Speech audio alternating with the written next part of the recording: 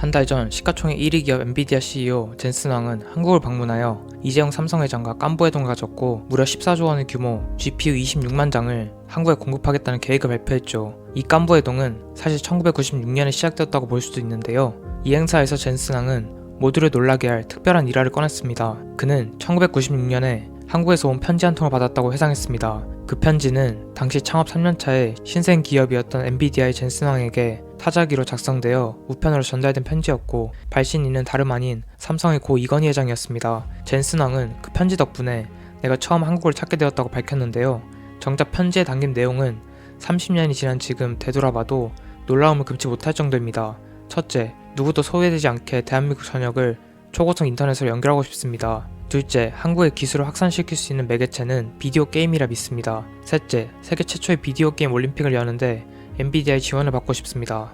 당시만 해도 대부분의 사람들은 인터넷을 그저 정보 교환 수단 정도로만 여기고 있었고 GPU라는 기술은 시장의 주류가 아니었던 시절이었죠. 그런데 이건희 회장은 GPU야말로 미래 기술의 핵심임을 간파하고 이메일도 아닌 정성 어린 편지로 엔비디아 CEO에게 직접 연락을 취했던 거죠. 그는 컴퓨터는 인류의 두뇌라며 IT 산업의 미래 성장 동력으로 여겼는데 이는 곧 AI 시대의 뇌와도 같은 GPU 기술에 남다른 관심으로 이어진 겁니다. 그의 상견지명은 이렇게 남다른 방식으로 빛을 발한 거죠. 그리고 세월이 흘러 편지의 예언은 현실이 되었습니다. 이건희 회장이 꿈꿨던 대로 대한민국은 세계 최고 수준의 초고속 인터넷 보급률을 자랑하는 나라가 되었고 그가 씨앗이 될 거라고 본 비디오 게임 산업은 오늘날 전세계 시장 규모 81억 달러를 넘는 e스포츠로 성장했고 한국은 그 종주국 중 하나로 자리매김했습니다. 또 e스포츠는 아시안게임 정식 종목으로 채택되어 한국팀이 금메달을 따는 쾌거까지 이뤄냈죠. 이건희 회장이 내다본 미래가 2025년 오늘날 우리 앞에 펼쳐지고 있습니다. 도대체 이건희라는 사람은 어떤 통찰을 가지고 있었기에 30년 전에 이미 오늘날을 예견할 수 있었을까요?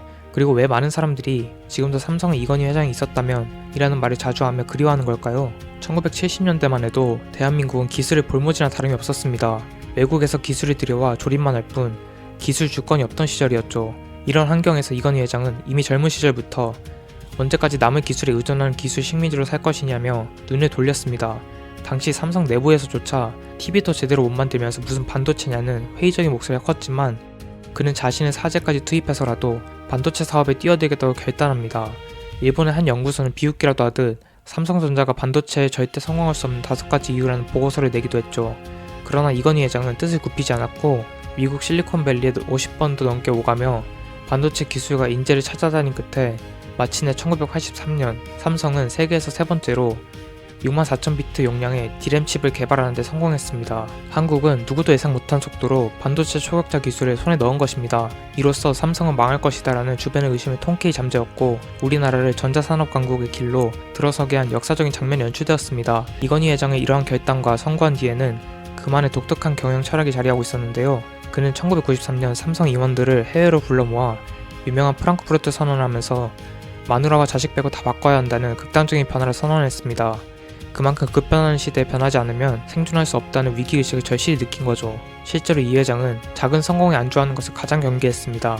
또 돌다리를 두드려보고 건너는 느림보보다는 나무다리라도 발견하면 일단 건너는 사람이 기회를 잡는다고 강조하며 위험을 감수하고서라도 남들보다 반발 앞서 나가라고 직원들을 독려했죠.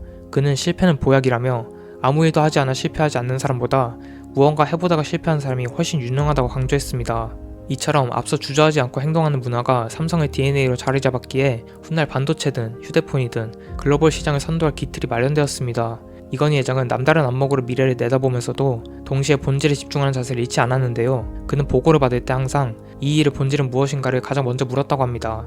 겉으로 드러난 현상만 볼 것이 아니라 근본 원인을 5번이고 계속 물어 파고들어야 새로운 해결책과 창의적인 아이디어가 나온다고 믿었죠. 또 문제에 부딪히면 원점으로 돌아가 처음부터 다시 생각하는 태도를 중시했습니다. 실제로 골프 선수가 슬럼프에 빠지면 스윙 폼이 아닌 그립 잡는 법부터 새로 배운다는 비유를 들며 기본기와 원칙에 충실해야 한다고 설파했죠. 이런 근원적인 사고방식은 조직이 방향을 잃지 않고 계속 혁신할 수 있게 하는 원동력이 되었던 겁니다. 무엇보다 이건희 회장은 미래를 향한 열린 사고를 강조했는데요. 인터넷과 디지털 기술이 가져올 사회혁명을 예견한 거죠. 일상생활은 물론 사고방식까지도 변화에 적응하지 못하면 개인도, 기업도, 국가도 살아남지 못한다며 디지털 시대에 대한 준비를 대비했습니다. 당시 그의 에세이에 담긴 통찰 중에는 눈에 보이지 않을수록 그 가치가 더욱 커질 것이다 라는 구절이 있는데요. 산업의 무게중심이 눈에 보이는 하드웨어 제조에서 보이지 않는 소프트웨어 콘텐츠로 급격히 이동하리라는 예측이었죠. 실제로 오늘날 우리가 체감하듯이 단순히 물건만 잘 만들어 파는 시대는 지나가고 있습니다. 창의적인 아이디어와 정보를 결합해 새로운 가치를 창출하는 기업이 승리하는 시대가 도래했음을 그는 이미 30년 전에 내다본 것입니다. 또한 미래 경쟁은 원가가 아닌 가치 경쟁의 시대라며 소비자가 진정 원하는 가치를 한 발 앞서 찾아내는 기업만이 살아남을 것이라고 말했죠. 이러한 통찰은 세상 그의 성견지명이 대단하게 느껴집니다. 또 이건희 회장은 늘 사랑과 미래에 대한 공부를 멈추지 않았던 걸로 유명한데요. 나이나 직급에 관계없이 기술과 비전이 있는 인재라면 직접 찾아가 대화할 정도로 열린 소통을 했고 국제화 감각을 키우기 위해 일찍부터 글로벌 시장을 누볐습니다.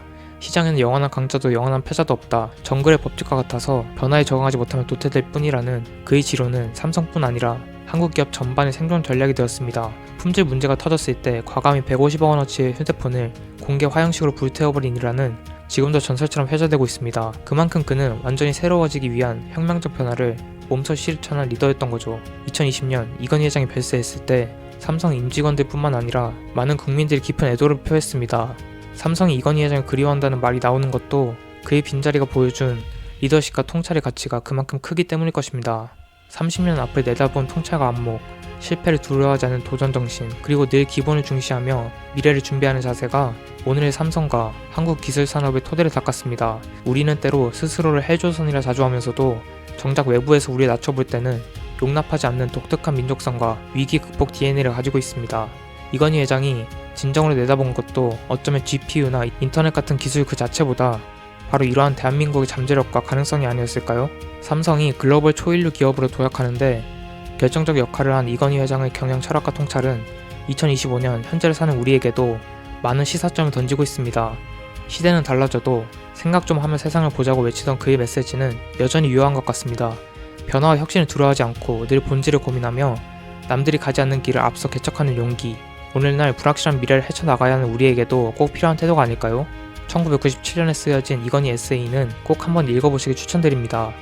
참고로 이 책은 현재 절판되어 6,500원이었던 책이 20만원까지 거래되고 있는 책인데요. 저렴하게 구할 수 있는 방법은 국회 도서관 제본 신청을 활용하는 겁니다. 자세한 방법이 궁금하신 분들은 3년 전 이 영상을 시청해보세요. 다양한 스토리로 다양한 관점을 갖길 원하는 사람이라면 지금 이 채널을 구독해보세요.